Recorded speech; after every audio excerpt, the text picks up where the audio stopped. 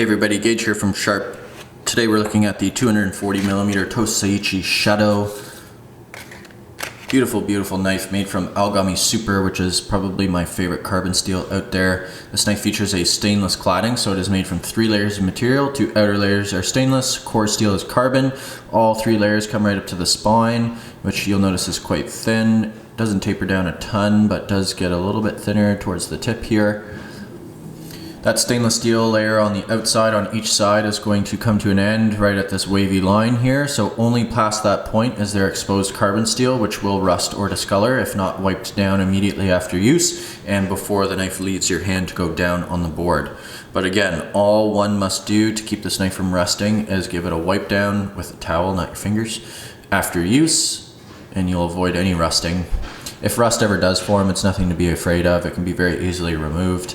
And over time, with proper care, the knife will form a protective layer called the patina, which will protect it from any rust down the road. So it's important for the first month or two to be very diligent, and after that it gets a little bit easier. Carbon steel is going to benefit from added edge retention and ease of sharpening, so if you're not too worried about the added maintenance, the trade-offs are huge. Algami Super, again, one of my favorite steels, really high Rockwell hardness, so great edge retention. Takes a super keen edge and isn't as reactive as white steel in my opinion. Again, quite thin at the spine, quite thin behind the edge. We've had these 240s in for quite some time now and haven't had many comments about like chippiness or anything, so a little bit more on the resilient side are these guys. If you're looking for sort of like a workhorsey type knife, this would be a great option.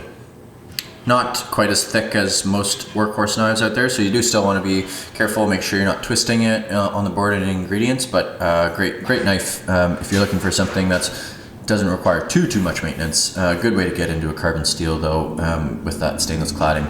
Buffalo horn ferrule on the hoe wood handle here with no major issues. Tang going into handle there, no bumps or spaces here. Octagonal in shape is the handle, so suitable for both right and left-handed users.